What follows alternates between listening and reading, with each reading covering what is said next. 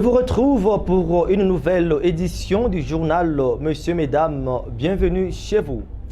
Les multiples coups d'État militaires perpétrés en Afrique préoccupent au plus haut point la communauté internationale. Après celle du Soudan, le chef de l'État, Tshisekedi Tshilombo Félix, en sa qualité de premier président de l'Union africaine, a eu depuis l'Israël un échange téléphonique avec le secrétaire général en charge de l'État américain sur ce sujet. Suivez le détail. Le président de la République, Félix Tshisekedi Tshilombo, a eu un entretien téléphonique ce mardi 26 octobre 2021 avec Anthony Blinken, le secrétaire d'État américain au sujet du coup d'État militaire perpétré au Soudan. L'échange a porté sur les menaces contre la démocratie et la stabilité régionale induite par ce coup d'État. Le président de l'Union africaine et Anthony Blinken sont d'accord pour exiger un retour au leadership civil du gouvernement de Khartoum. Le premier ministre soudanais Abdallah Hamdok a été ramené chez lui mardi soir et reste sous surveillance renforcée après un coup d'État mené par le chef de l'armée, le général Abdel Fattah, et contesté par des manifestants qui ont de nouveau essayé les tirs de grenades lacrymogènes.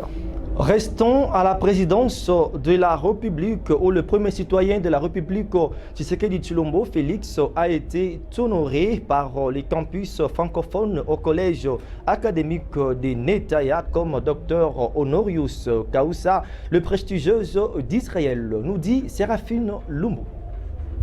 Entre la République démocratique du Congo et Israël, les relations d'amitié, de coopération bilatérale sont au beau fixe. Le président de la République, Félix Antoine Tshisekedi Tshilombo, accompagné de son épouse, la distinguée première dame, Denise Nyakero Tshisekedi, effectue depuis le lundi 25 octobre 2021 dans la soirée une visite d'État à Jérusalem. Après l'accueil par les officiels de l'État hébreu à l'aéroport Ben Croyant de Tel Aviv, le cortège présidentiel s'est ébranlé vers Jérusalem où séjourne le couple présidentiel. À l'hôtel du chef de l'État, la communauté congolaise d'Israël attendait impatiemment l'arrivée du couple présidentiel, à qui elle a réservé un accueil chaleureux. Intense activité pour le président de la République à Jérusalem où il aura plusieurs rencontres avec le président d'Israël, Isaac Herzog, le premier ministre, Neftali Bennett, et d'autres personnalités politiques et du monde des affaires. Le mardi 26 octobre 2021, le président de la République démocratique du Congo, Félix Antoine Tshisekedi Tshilombo, était fait docteur honoris causa à l'université Netanya, la prestigieuse d'Israël. Le collège académique de Netanya et le campus francophone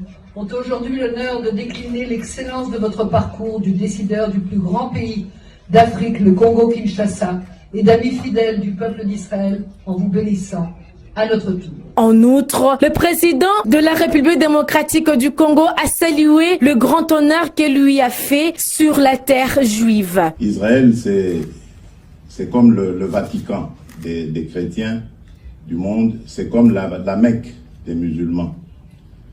C'est une terre sainte, une terre de bénédiction. Et pour moi, le fait de recevoir pour la première fois de ma vie une distinction pareille sur cette terre sainte est un signe du destin, un signe du ciel, un signe divin qui montre que la République démocratique du Congo, pays que je dirige depuis peu, est engagée vraiment sur la voie du destin de Dieu. Ce rapprochement avec Israël aura certainement de bénédictions divines pour nos peuples distinctifs, respectifs. La République démocratique du Congo et Israël sont des grands pays qui renouent le lien historique. Il s'y est de rappeler qu'une communauté juive a séjourné au Congo-Kinshasa depuis l'époque d'avant l'indépendance. Lisons cette note avant de poursuivre avec cette grande édition du journal. À l'Union pour la démocratie et les progrès sociaux, l'UDPS, une matinée politique a été organisée ce mercredi 27 octobre 2021 par le secrétaire général Augustin Kabouya pour éclairer les lanternes des combattantes et combattants du parti présidentiel sur un clan politique qui s'est créé contre la République démocratique du Congo. Vous aurez bien le détail de ce reportage dans nos prochaines éditions. Et le chef du gouvernement, Jean-Michel Sama Lukonde, qui salue les efforts de bonne gouvernance de son gouvernement à l'atelier de l'information sur la mission du FMI sur la première revue du programme économique du gouvernement. Onur Ilunga pour plus de détails en images. Le Premier ministre Jean-Michel Sama Lukonde a présidé le mardi 26 octobre 2021 au fleuve Congo au tête de Kinshasa la cérémonie d'ouverture de l'atelier d'information sur la mission du Fonds monétaire international sur la première revue du programme économique soutenu par la facilité élargie des crédits. Dans son mot de bienvenue, le ministre des Finances Nicolas Kazadi a relevé qu'à la faveur de l'alternance démocratique intervenue en 2018, le président de la République, Félix Antoine Tshisekedi Tshilombo, a donné une nouvelle impulsion qui a permis à la conclusion du programme économique avec le FMI en juillet 2021. La chef de mission du FMI pour la RDC a salué les efforts fournis jusque-là par les gouvernements congolais, notamment à ce qui concerne l'augmentation des réserves de change et le niveau de mobilisation de recettes publiques enregistrées ces derniers mois. Le chef du gouvernement Jean-Michel Sama Lukonde, qui a présidé la cérémonie d'ouverture de ces travaux, a salué l'accompagnement et le soutien du FMI aux efforts de son gouvernement, tout en se félicitant pour les résultats enregistrés jusque-là. Jean-Michel Sama Lukonde reste toutefois conscient de l'ampleur des défis qui restent à relever dans ces cadres. Cette mission qui est avec nous aujourd'hui, j'encourage les discussions qui se sont entamées et la bonne résolution de celle-ci. Et bien sûr, à notre niveau, nous allons nous assurer de l'accompagnement de ce programme et l'engagement du gouvernement sous, bien sûr, la supervision de son Excellence, Monsieur le Président de la République. Donc merci à tous, merci surtout pour ces travaux qui sont faits actuellement. Merci pour les efforts consentis pour la République et pour nos concitoyens.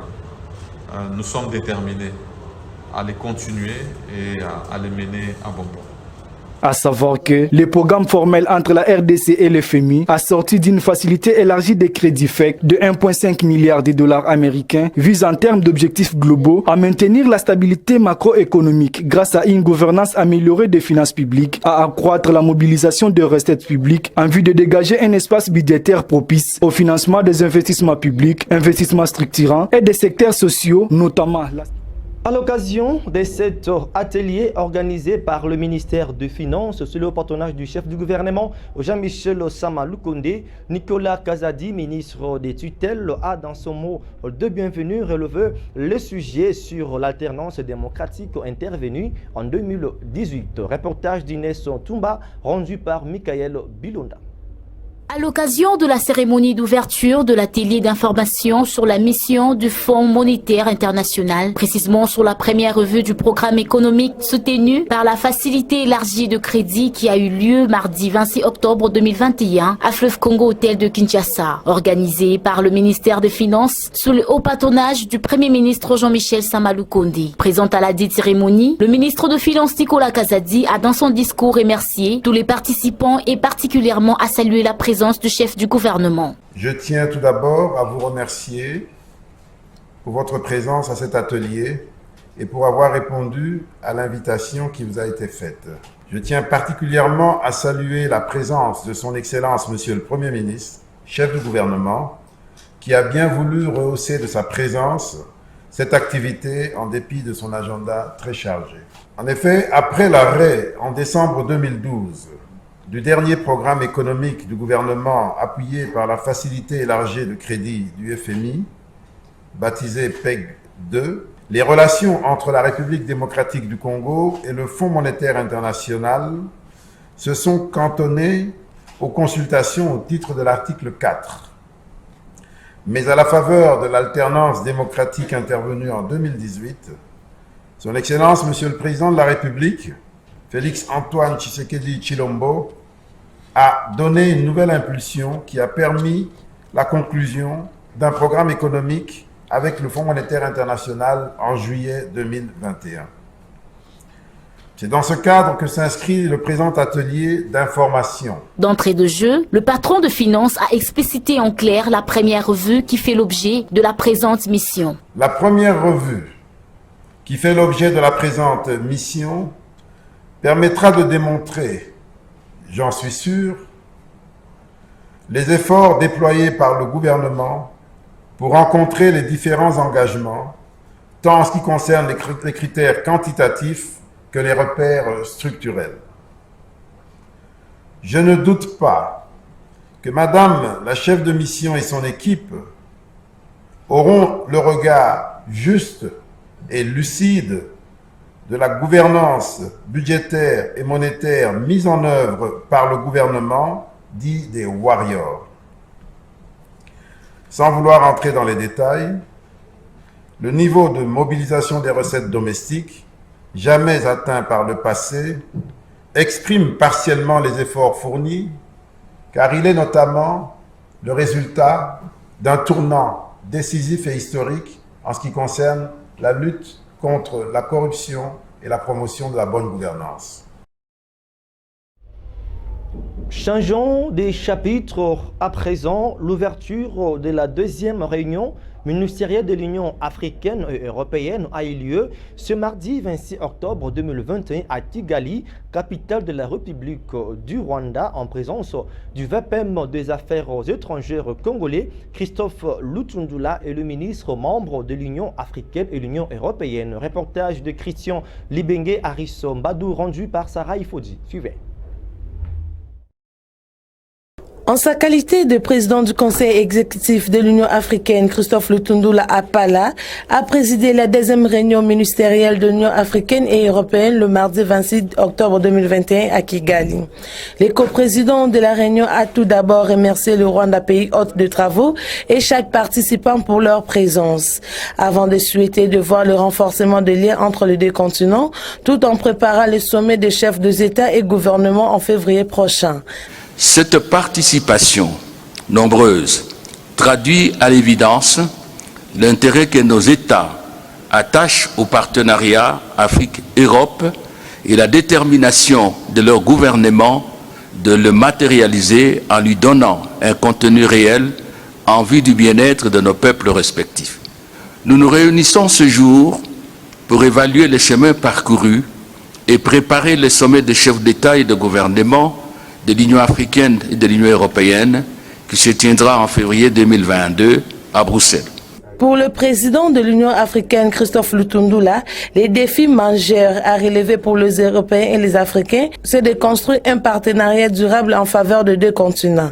Les défis majeurs à relever aujourd'hui pour nous, Européens et Africains, est celui de construire un véritable partenariat de peuples d'Europe et d'Afrique.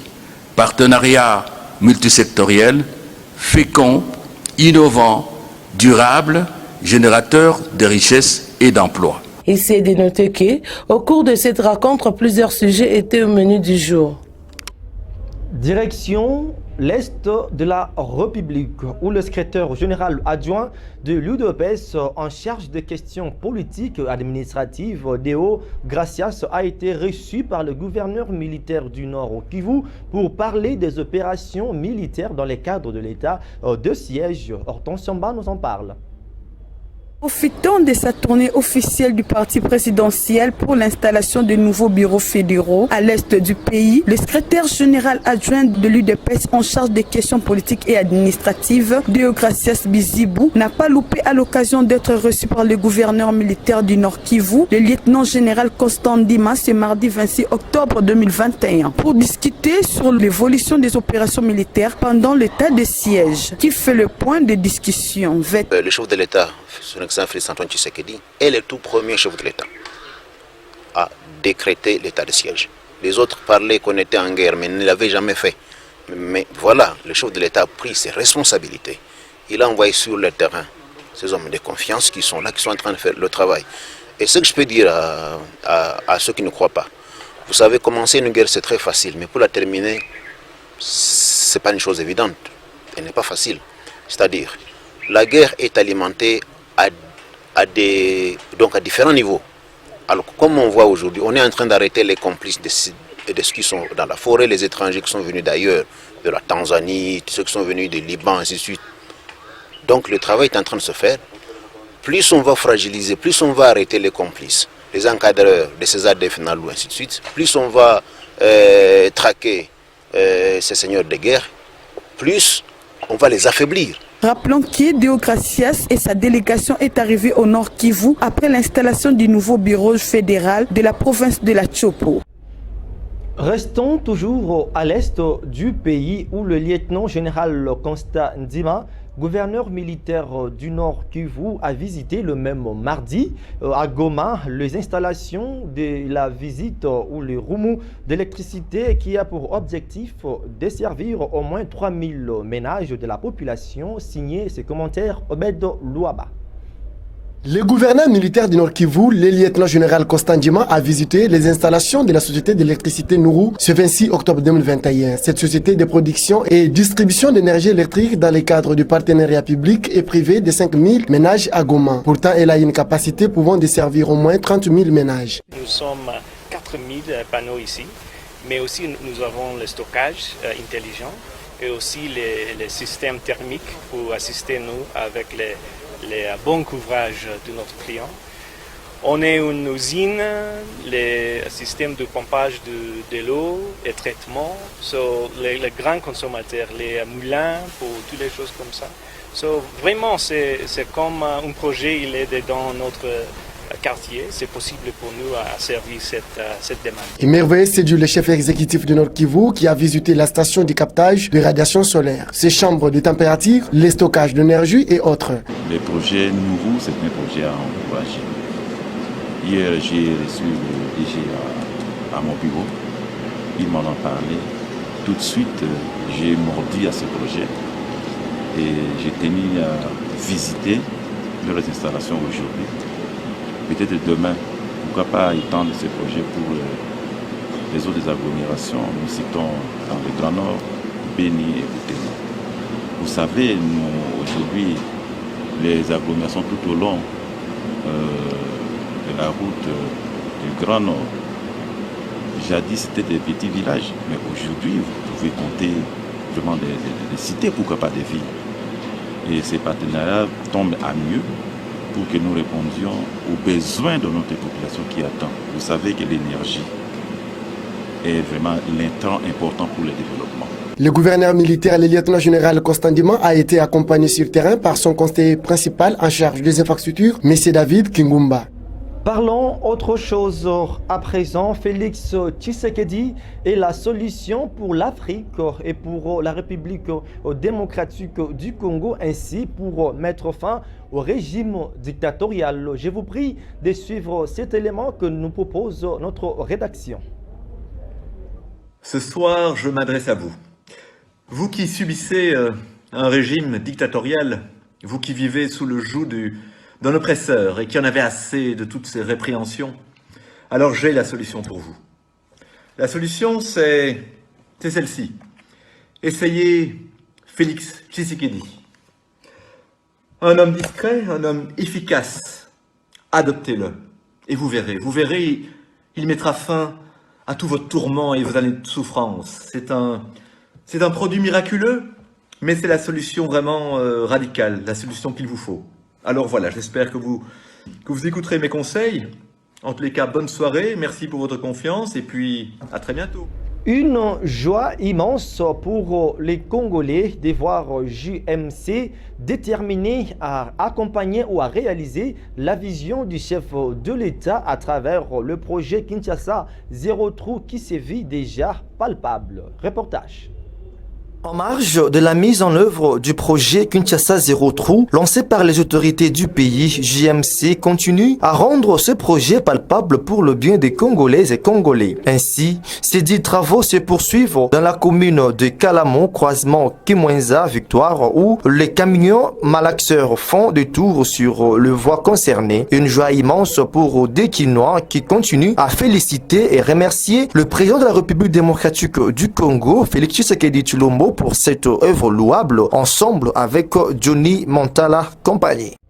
Sur la page sportive, Monsieur Mesdames, Vodacom Ligue 1, la Renaissance du Congo perd ses 3 points à 80e minute de jeu au stade de Martyrs face au AC Kouya, nous dit Obedo Louaba. La Renaissance du Congo a fait un score d'un but partout ce mardi 26 octobre 2021 au stade de Martyrs face à Sekouya Sport de Kinshasa. Les Banafibo ont défini l'impuissance sportive ce mardi en présence de son président Willy Mandala en se marquant un autobus à 80 minutes de jeu. 2 fois assisté au match, le numéro 1 de la Renaissance du Congo toujours décis selon les supporters du club. Notons que depuis sa participation à la compétition de la Ligue Foot de cette saison, la Renaissance du Congo compte que 3 points pour toute la rencontre. Poursuivons avec ces communiqués ou ces programmes nécrologiques avant de prendre bien la revue de presse. L'Union pour la démocratie et les progrès sociaux, Fédération de la FUNA, programme des obsèques du secrétaire national honoraire de l'UDPS Deo Taraka. Dimanche 24 octobre 2021, début du deuil de l'illustre disparu 6, l'avenue Sécurité numéro 12, quartier Kaouka, commune de Kalamo, référence école navigation de l'Onatra, marché Makolo Ngoulou, paroisse Sainte-Marie Goretti. Dimanche 31 octobre 2021, veillée mortuaire. Lundi 1er novembre 2021, levée du corps des illustres disparus à partir des 10h à l'hôpital du Cinquantenaire pour être enterré à Nécropole. Notez bien, le groupe traditionnel folklorique traditionnel animé et Fimbuya Keke de la Force du Progrès vont commencer à agrémenter la journée ou tous les jours du deuil à la résidence familiale. Fête à Kinshasa le 25 octobre 2021, signé Pierre Zomba Ndomantezo, président fédéral. Nous allons prendre à présent la revue de presse, une sélection que nous a proposée Tabitha Menayame. Suivez.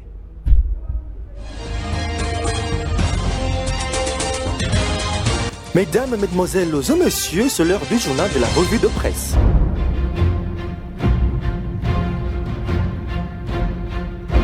Bienvenue à tous à cette revue de presse du mercredi 27 octobre 2021. Débutons avec Africa News qui titre Félix Antoine Tshisekedi fait docteur honoris causa. Le président de la RD Congo et président de l'Union africaine Félix Antoine Tshisekedi est en visite d'État depuis lundi 25 octobre soir en Israël. Durant son séjour de travail, il a été fait docteur honoris causa pour le collège académique Netanya. Mardi 26 octobre 2021, les conseils d'administration et les conseils académiques de cet institut ont décidé de conférer à Félix Antoine Tshisekedi ces titres honorifiques pour sa contribution à la paix en Afrique et dans le monde pour son action au service des nations du monde et de la défense de valeurs de paix, de démocratie et d'égalité. De l'autre côté, Forum des As nous renseigne, Denise Nyakeru plaide pour un leadership féminin en Afrique. Invitée au Forum économique et commercial sur les dialogues Turc-Afrique à Istanbul, la première dame Denise Nyakeru Tshisekedi a abordé la question du leadership de femmes. Denise Nyakeru Tshisekedi a affirmé qu'il est utopique qu'en plein 21e siècle d'envisager le développement de communautés aussi que de nations sans l'implication de la femme. Poursuivons en République qui titre Kigali, Christophe Lutundula co-préside la 10e réunion ministérielle UE et UEA ce mardi. Le vice-premier ministre congolais des Affaires étrangères Christophe Lutundula va en sa qualité de président du Conseil exécutif de l'Union africaine UEA co-présidera hier mardi 26 octobre 2021 au Rwanda la 10e réunion ministérielle entre l'Union africaine et l'Union européenne. Bouclons cette revue de presse avec les potentiels traques de forces négatives. Le FARDC enregistre de prouesses. Les forces armées de la République démocratique du Congo et de la police s'en tiennent. Sont désemparés à leur mission primitive, celle de consolider la paix et restaurer l'autorité de l'État dans les provinces du Nord Kivu et de l'Ituri. Ce qui explique les opérations de traque contre l'ennemi menées dans les régions empruntes à l'insécurité, notamment au Nord Kivu et en Ituri, placés en état de siège depuis mai dernier par le chef de l'État Félix Antoine Tshisekedi Tshilombo. Mesdames et messieurs, merci de votre attention. Bonsoir chez vous.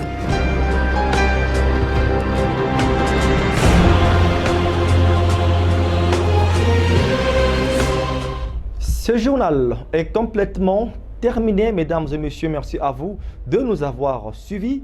Restez branchés sur Yokason Télévision car le programme reste en continu. Quant à moi, je vous retrouve demain pour les comptes de la grande édition du journal. Portez-vous bien. Au revoir.